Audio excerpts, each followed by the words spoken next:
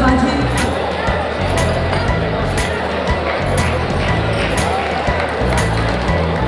Les medalles signades pel senyor la senyora Beltrán i la copa els hi ha lliurat el senyor Jordi Badia, que els hi lliurarà amb el de naixement un dels equips del Salvador Selecció de Catalunya.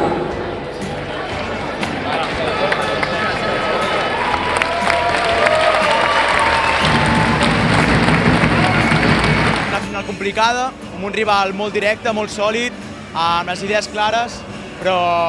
nosaltres anàvem a competir, la nostra feina estava feta ja,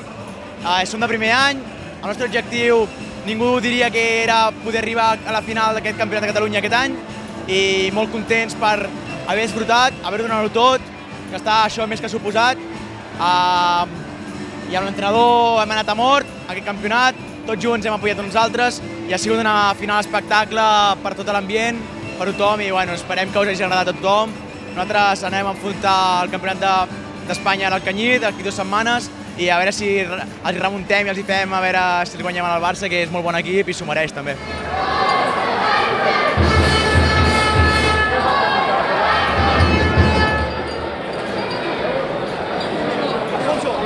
Que volen que la recollis tu.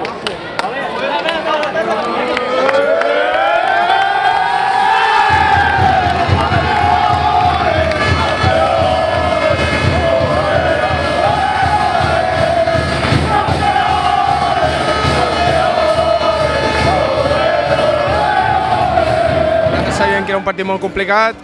tant físicament ells estaven molt cansats, nosaltres també,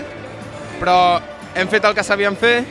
ens ha costat molt, ells han començat marcant, han tornat a marcar quan havíem empatat,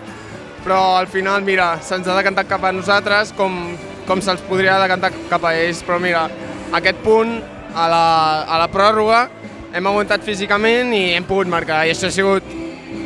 l'única diferència del partit.